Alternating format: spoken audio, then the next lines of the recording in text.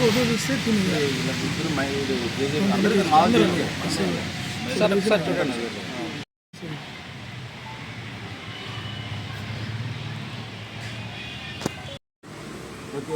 పంపించేసి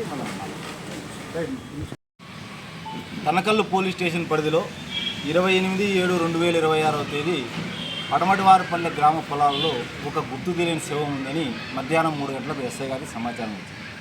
ఆ సమాచారం మేరకు ఎస్ఐ గారు అక్కడ వెళ్ళడం, సిఐ గారు కూడా వెళ్ళడం, అక్కడ చూస్తే గుర్తు తెలియని శవం మీద ఒంటి మీద డ్రాయర్ తప్ప దుస్తులు ఏమీ ఉండవు. దాన్ని అనుమానాస్పద మృతి కేసుగా నమోదు చేసి దర్యాప్తు ప్రారంభించడం జరిగింది. ఈ దర్యాప్తులో భాగంగా సిఐ గారు మరియు ఎస్ఐ గారు ఆ అన్ఐడెంటిఫైడ్ డెడ్ బాడీ యొక్క ఫోటోలను అన్ని లోకల్ గ్రూప్లోను, మీడియాలోను, ఛానల్లోను, సోషల్ మీడియాలోను పబ్లిక్ చేయగా చనిపోయిన వ్యక్తి మంద్రాజ్ తితేరా 30 సంవత్సరాలు, సొసోపి, జార్ఖండ్ అని తెలిసింది. వాళ్ళంతా కూడా ఆత్మిక పేపర్ మిల్ చీకటి మానవల్లో పనిచేయడానికి వచ్చినారనే సమాచారం వచ్చింది. కేవలం ఈ సమాచారంతోనే సాంకేతిక సహాయంతో తనకల్లు ఎస్ఐ దిలీప్ గారు మరియు రూరల్ సిఐ నాగేంద్ర గారు చాకచక్యంగా ఈ కేసును ఛేదించగలిగినారు.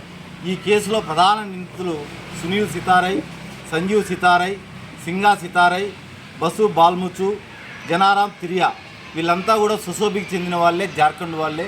వీళ్ళంతా కూడా ఆత్మిక పేపర్ మిల్లో పనిచేస్తున్నారు.